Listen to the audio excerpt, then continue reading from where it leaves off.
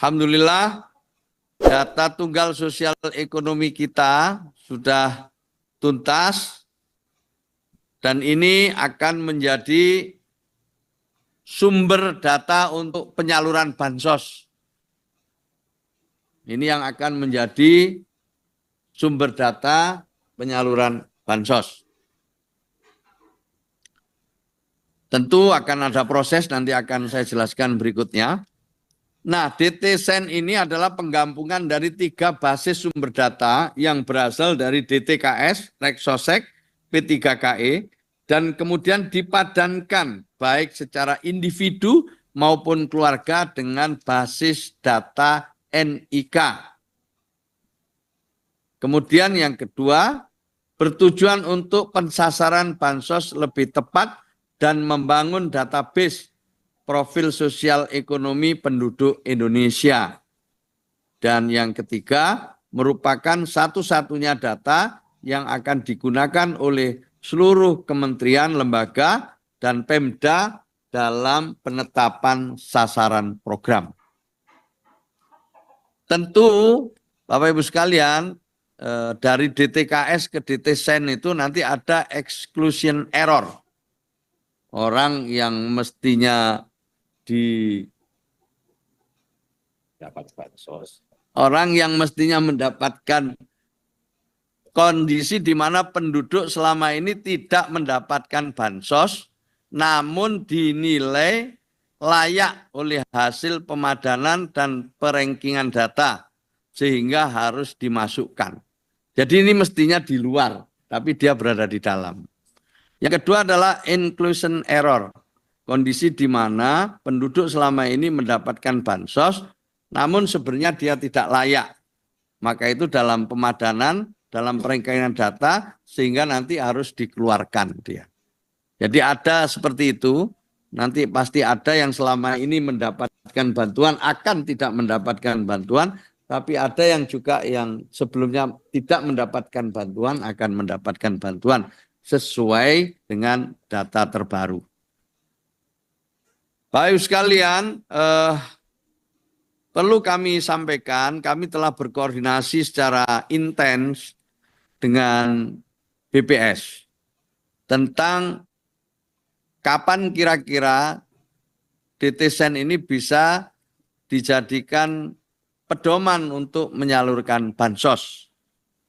Karena ini menyangkut hal yang sangat krusial bila nanti kita mulai menerapkan apa yang telah menjadi bagian dari DTSEN ini. Yang pertama ini adalah tahap pra penyaluran. Februari, Maret, April. DTSEN ditetapkan pada bulan Februari ini, awal Februari. Kemudian kita akan menyesuaikan regulasi terkait dengan hal-hal yang berkaitan dengan penetapan DTSEN ini. Lalu kita akan lakukan uji petik, verifikasi dan validasi. Kemudian kita akan melakukan penetapan calon KPM dan kemudian penetapan lembaga penyalur. Itu adalah yang harus kita lakukan pertama-tama, ini dalam kaitannya dengan pra penyaluran. Mei kita akan kick off penyaluran serentak, pendampingan penyaluran, monitoring penyaluran, dan juga kita akan membuat desk pengaduan, baik online dan offline. Juni itu tindak lanjut aduan, evaluasi data feedback, dan sinkronisasi DTSEN ulang, rekonsiliasi penyaluran, dan pengembalian sisa ke kas negara. Ini nanti pada bulan Juni untuk persiapan triwulan kedua. Bapak Ibu sekalian, kemudian faktor risikonya. Tadi sudah kita singgung ada inclusion error dan ada exclusion error. Bisa jadi tinggi inclusionnya maupun exclusionnya. Maka itu kita akan periksa lagi nanti lewat uji petik itu. Dan tentu bisa ada faktor keterlambatan penetapan KPM dan media salur atau burekol. Tahap penyalurannya bisa jadi gagal salur, terlambat salur, dan kemudian akan ada protes dari keluarga penerima manfaat.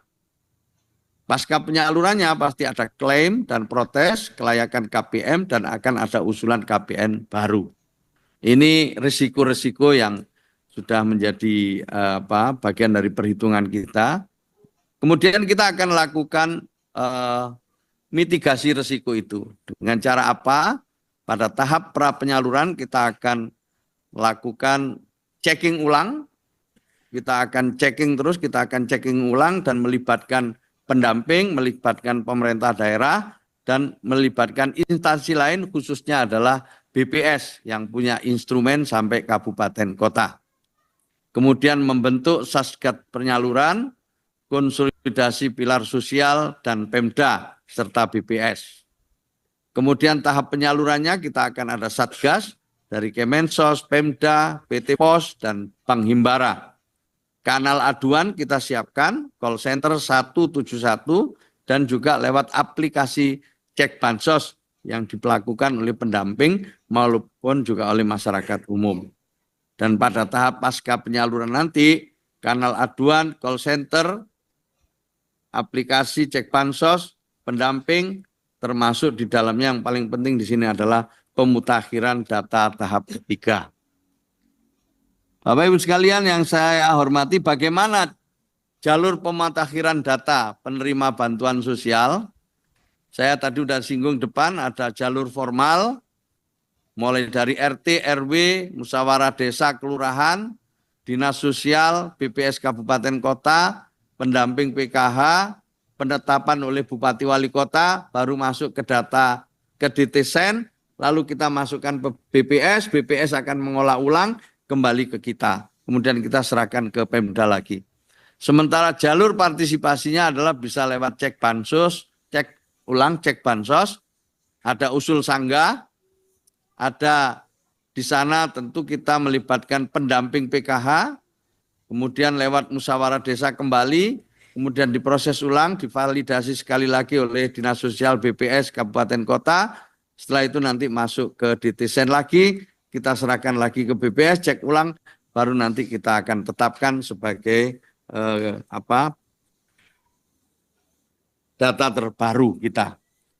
Itulah Bapak Ibu sekalian. Kemudian yang juga penting saya tambahkan di sini adalah proses bisnis pemberdayaan menuju graduasi.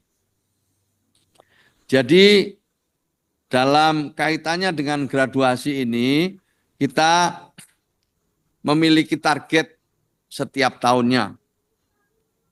Selama ini graduasi itu tidak direncanakan dengan baik, maka kami ke depan ingin graduasi ini dirancang dengan baik dan menjadi bagian dari program dari kementerian lain yang dikoordinasikan oleh Kemenko Pemberdayaan Masyarakat. Jadi pemberdayaan yang kita lakukan, Bapak Ibu sekalian, adalah pemberdayaan yang sejak awal sudah dipersiapkan bahwa KPM ini akan menjadi keluarga yang lulus di tahun-tahun tertentu. Kami memberikan target 10 KPM minimal setiap tahunnya bagi pendamping PKH untuk menggraduasi KPM. Kita punya 33.000 KPM, kalau itu misalnya bisa terpenuhi semua, maka lebih dari 330.000 lebih KPM tiap tahunnya yang mereka akan sampai pada graduasi. Dan graduasi di sini ada 2, graduasi tahap pertama, itu adalah graduasi persiapan yang masih ikut programnya Kementerian Sosial, tetapi pada graduasi kedua, dia sudah mempersiapkan, sudah mengikuti, sudah diserahkan kepada kementerian atau lembaga lain sesuai dengan apa yang dibutuhkan KPM yang tergraduasi. Bapak Ibu sekalian, ada 2 umumnya KPM itu yang telah siap untuk graduasi. Pertama adalah mereka yang memiliki usaha mikro, kecil, menengah. Dan mereka biasanya butuh bantuan modal, butuh bantuan pendampingan, butuh bantuan penciptaan pasar, butuh bantuan modal, butuh bantuan bahan baku.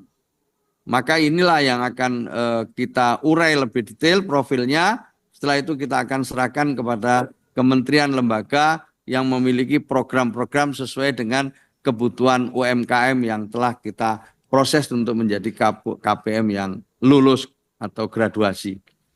Sementara yang kedua adalah mereka yang ingin kerja. Jadi mereka tidak memiliki usaha tapi mereka siap graduasi dan mereka siap bekerja sesuai dengan keterampilan mereka. Ini yang sudah kita siapkan pula bersama-sama dengan para pendamping dengan melalui pendidikan dan keterampilan. Ini Bapak Ibu sekalian yang ingin saya sampaikan.